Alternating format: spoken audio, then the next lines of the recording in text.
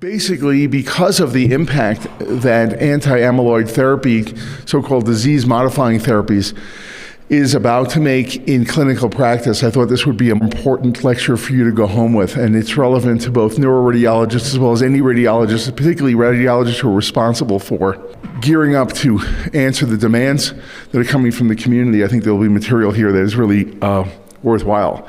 So let's look at these opportunities and obligations that come from these amyloid therapies. And this article that my colleague Dr. Bash and I wrote on the same topic in applied radiology. Dr. Bash is really quite an expert in this particular area. She taught me everything she knows.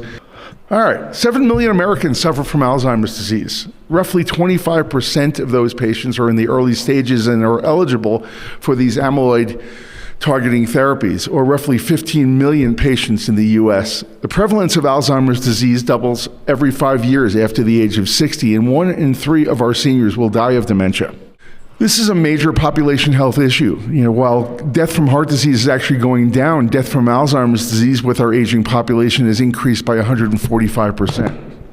This posed about a $355 billion cost in the U.S. in 2021, and it's expected to climb to $1.1 trillion by 2050.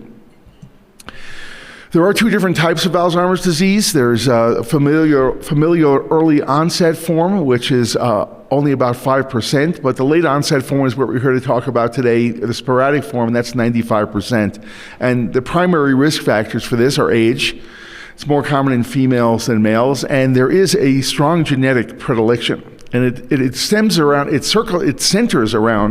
apolipoprotein, ApoE4. ApoE4, that allele, is the primary genetic risk factor for Alzheimer's disease, and it is thought to lead to impaired clearance of these amyloid beta plaques. There are actually 3 different alleles, 2, 3, and 4. E3 is the most common and seen in 50% of the population, but 25%